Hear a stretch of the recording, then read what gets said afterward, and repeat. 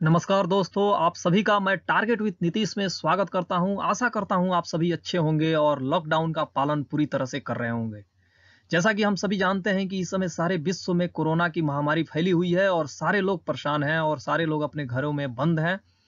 वह चाह कर भी बाहर नहीं जा पा रहे हैं। इसलिए आप भी अपना ख्याल रखिए और घरों पर रहिए और बाहर बिल्कुल मत जाइए। जब ज़्यादा जरूरी हो तभी जाइए। आइए शुरू करते हैं भारतीय संविधान के भाग 1 के इस महत्वपूर्ण श्रृंखला को। इस श्रृंखला में हम अनुसूचियों से जुड़े महत्वपूर्ण प्रश्न देखेंगे। 10 महत्वपूर्ण प्रश्न होंगे। आइए शुरू करते हैं। पहला प्रश्न है, भारतीय संविधान में कितनी अनुसूचियां हैं? ऑप्शन ए है 12, ऑप्शन बी है 11, ऑप्शन सी है 10, ऑप्शन डी है 8। भारतीय संविधान में वर्तमान समय में 12 अनुसूचियां हैं। इस प्रकार इसका सही उत्तर ए होगा। दूसरा प्रश्न, भारतीय संविधान में शामिल है। ऑप्शन ए 392 अनुच्छेद 22 भाग 8 अनुसूचियां, ऑप्शन बी 394 अनुच्छेद 21 भाग 10 अनुसूचियां, ऑप्शन सी 395 अनुच्छेद 22 भाग और 12 अनुसूचियां, और ऑप्शन डी इनमें से कोई नहीं। भारतीय संविधान में वर्तमान समय में 395 अनुच्छेद 22 भाग और 12 अनुसूचियां हैं। इस प्रकार प्रश्न 2 का सही उत्तर सी होगा। अगला प्रश्न, संविधान लागू होने के बाद से अब तक कितनी अनुसूचियां जोड़ी गई हैं? Option A 4, option B 2, option C 3, option D 8। जैसा कि हम सभी जानते हैं कि जब भारतीय संविधान लागू हुआ था तो उस समय भारतीय संविधान में कुल 8 अनुसूचियां शामिल हुई थीं। लेकिन आज जब हम वीडियो बना रहे हैं तो इस समय भारतीय संविधान में कुल 12 अनुसूचियां हैं। तो प्रश्न है, संविधान लागू होने के बाद से अब तक कितनी अनुसूचियां जोड़ी गई हैं? तो चूंकि संविधान जब लागू हुआ था तो उस समय 8 अनुसूचियां थीं और वर्तमान समय में 12। इस प्रकार हम देखते हैं कि 4 अनुसूचियां जोड़ी गई हैं। इस प्रकार इसका सही उत्तर ए होगा। अगला प्रश्न, सेना किस सूची का विषय है? ऑप्शन ए राज्य सूची, ऑप्शन बी समवर्ती सूची, ऑप्शन सी संघ सूची, ऑप्शन डी राज्य सूची और संघ सूची दोनों। हम सभी जानते हैं कि सेना केंद्र सरकार के नियंत्रण में आती है। इस प्रकार इस प्रश्न को हम आसानी से सॉल्व कर सकते हैं। क्वेश्चन 4 का सही उत्तर सी ऑप्शन होगा। अगला प्रश्न, प्रश्न 5, उर्दू भाषा की बात किस अनुसूची में कही गई है? ऑप्शन ए 8वीं अनुसूची, ऑप्शन बी 9वीं अनुसूची, ऑप्शन सी 10वीं अनुसूची और ऑप्शन डी 7वीं अनुसूची।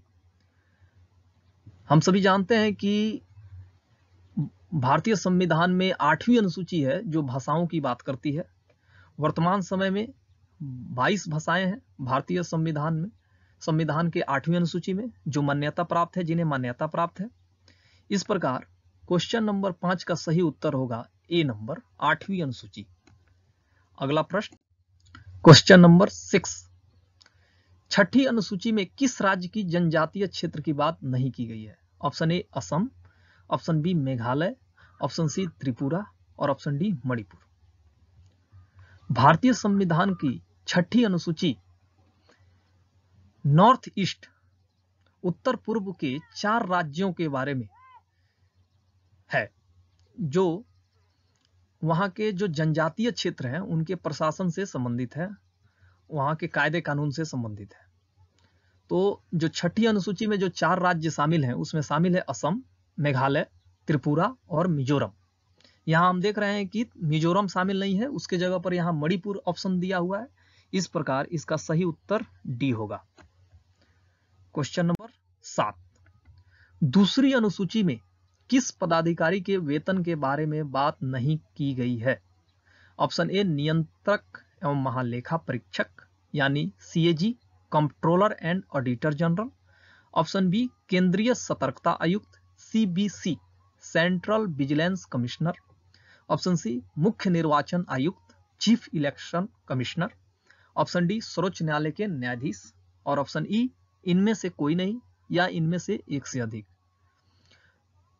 दूसरी अनुसूची भारतीय संविधान का जो है वह कुछ पदाधिकारियों का उल्लेख करता है और उनके वेतन के बारे में बात करता है। इन अधिकारियों में शामिल हैं CAG, भारत के राष्ट्रपति, राज्यसभा के सभापति, उपसभापति, लोकसभा के स्पीकर, डिप्टी स्पीकर, सर्वोच्च न्यायालय के मुख्य न्यायाधीश और अन्य सारे न्यायाधीश, उच्च न्यायालय के मुख्य न्यायाधीश और उनके अलावा न्यायाधीश जो हैं उनके बारे में, इनके बारे में जो है दूसरी अनुसूची में इनके वेतन के बारे में बात की गई है। इस प्रकार हम देखते हैं कि क्वेश्चन नंबर 7 का सही उत्तर केंद्रीय सतर्कता आयुक्त और मुख्य निर्वाचन आयुक्त होगा, अर्थात बी ऑप्शन होंगे, बी और सी दोनों होंगे। इस प्रकार इसका सही उत्तर ई होगा, इनमें से एक से अधिक। क्वेश्चन नंबर 8 पर बढ़ते हैं। क्वेश्चन नंबर 8, संविधान लागू होने के बाद 8वीं अनुसूची में जोड़ी जाने वाली पहली भाषा है। ऑप्शन ए है सिंधी, ऑप्शन बी है डोगरी, ऑप्शन सी है संथाली और ऑप्शन डी है तमिल। भारतीय संविधान में वर्तमान समय में 22 भाषाओं का उल्लेख 8वीं अनुसूची में है।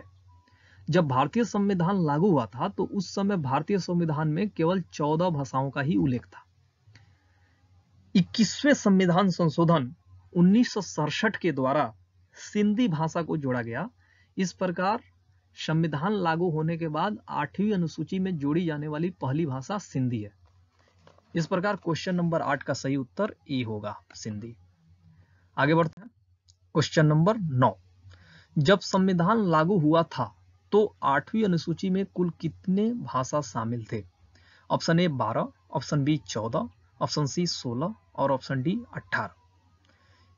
क्वेश्चन नंबर 9 का सही उत्तर होगा 14, क्योंकि मूल रूप से जब भारतीय संविधान लागू हुआ था तो 14 भाषाओं का ही उल्लेख 8वीं अनुसूची में था और वर्तमान समय में 8 भाषाएं और जुड़ गई हैं, जिसके कारण कुल भाषाओं की संख्या 22 हो गई है। ये भाषाएं हैं 21वें संविधान संशोधन 1967 के द्वारा सिंधी भाषा को जोड़ा गया, 71वें संविधान संशोधन 1992 के द्वारा कोंकणी, मणिपुरी और नेपाली को जोड़ा गया और 92वें संविधान संशोधन 2003 के द्वारा बोडो, डोगरी, मैथिली व संथाली को जोड़ा गया। इस प्रकार हम देखते हैं कि वर्तमान समय में भारतीय संविधान में कुल भाषाओं की संख्या 22 हो गई है।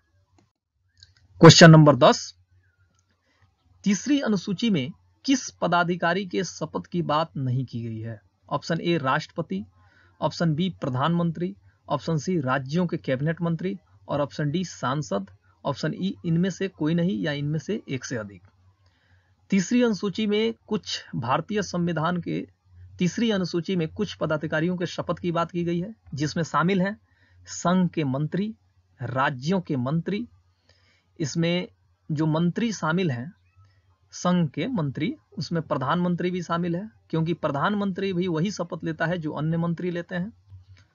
इसी प्रकार राज्य के मंत्री शामिल हैं और विधायक शामिल हैं, सांसद शामिल हैं और विधान पार्षद शामिल हैं। और जो भी सदस्य संसद का सदस्य बनना चाहते हैं या विधानमंडल का सदस्य बनना चाहते हैं, उनका जो प्रक्रिया पूरा करते हैं उसके बारे में बात की गई है।